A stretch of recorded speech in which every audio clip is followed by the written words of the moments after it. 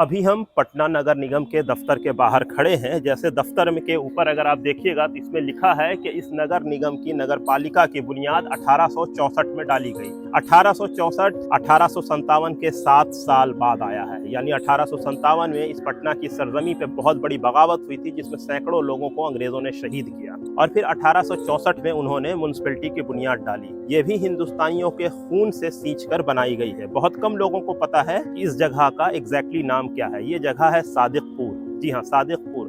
जो लोग हिस्ट्री पढ़ते हैं, जो लोग हिस्ट्री जानते हैं, उन्होंने उलमाए सादिकपुर के बारे में सुना और जाना होगा, जिन्होंने 1820 के दौर से ही लेकर अंग्रेजों के खिलाफ जद्दोजहद की और उनकी ये जद्दोजहद 1880 तक चलती रही। और इसी मूवमेंट को हिस्ट्री में वहाबी मूवमेंट के नाम से जाना जाता है और उसे पढ़ाया जाता है। तो मामला यही है कि ये वो जगह है जहाँ पे सैयद अहमद शहीद 1821 के दौर में हज के सफ़र के दौरान आए थे और इनायत अली और विलायत अली जैसे लोग उनके मुरीद हुए थे और इन लोगों ने अंग्रेज़ों के खिलाफ लड़ाई लड़ी थी। और फिर 1857 में जो टेलर यहाँ का कमिश्नर है, उसने अपनी किताब में भी इस चीज़ का जिक्र किया है कि उसे पटना में 3 तरह के लोगों से खतरा है। उसने जो पहला नाम लिखा था उसने वहाबी, और दूसरा लिखा था कि जो लोग लखनऊ से नज़दीक हैं यानी बेगम हजरत महल, और तीसरा चोर उचक्के।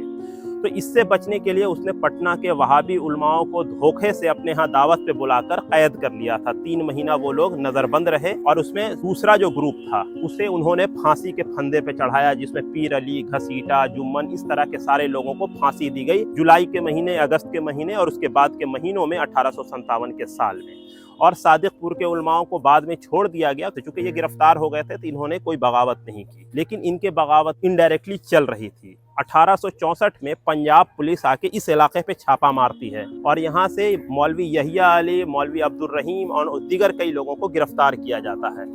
और उनकी गिरफ्तारी के बाद मौलवी अहमदुल्ला, जो सादिकपुर फैमिली के सरबराह थे, हेड थे, उनको भी गिरफ्तार किया जाता है और इन सारे लोगों को पहले फांसी की सजा होती है। फिर अंग्रेजों को लगा कि इनको अगर फांसी पर चढ़ा देंगे तो इनके नाम के साथ एक वर्ड जुड़ जाएगा, शहीद, यानी एक आइकॉन बन जाएंगे। तो अंग्रेजों ने उनको फांसी देने की जगह काला पानी यानी अंडमान निकोबार भेज दिया। वहीं मौलवी यहिया अली और अहमदुल्ला का इंतकाल हुआ, जो इसी सादिकपुर के रहने वाले थे। और मौलवी अब्दुल रहीम 20 साल के बाद उस कैद खाने से छूट के पटना की सरजमी पे आते हैं और उन्होंने किताब लिखा है तज़किरा सादिकिया, यानी सादिकपुर फैमिली की हिस्ट्री है।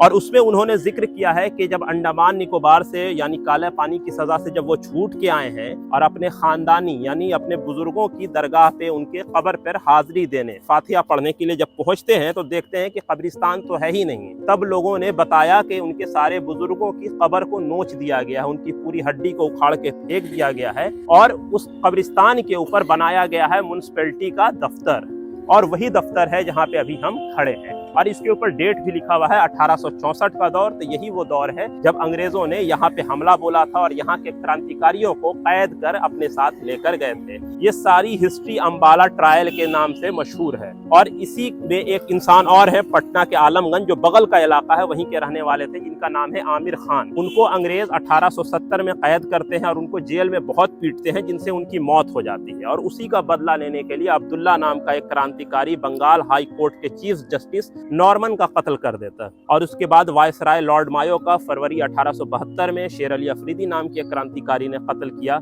और इसका इल्जाम भी मौलवी अहमदुल्ला पे लगा, जो इसी जगह के रहने वाले थे। और इसी तरह से ये सारी चीजें होती हैं। इसके बाद एक जो सबसे मजेदार चीज है कि इनकी जो प्रॉपर्टी सीज की जाती है, उसकी सालाना आमदनी उस जमाने में यानी 1864 में 1.25 लाख रुपए थी। तो वो प्रॉपर्टी सीज की गई, उसे नीलाम किया गया और उसका इस्तेमाल पटना में कुछ सामाजिक काम और कुछ वेलफेयर के काम में किया गया, जिसमें 3 चीज़ है। पहला, ये म्युनिसिपैलिटी की बिल्डिंग बनती है, इसके साथ आगे मार्केट जोड़ के बनाया गया, जिसे आज हम मीना बाजार के नाम से जानते हैं। इसके अलावा पटना में एक बहुत बड़ा तालाब है जो मंगल तालाब के नाम से जाना जाता है। उसका ओरिजिनल नाम है मैंगल्स टैंक। मैंगल्स यहाँ का कमिश्नर था, उसने उस तालाब को खुदवाया था।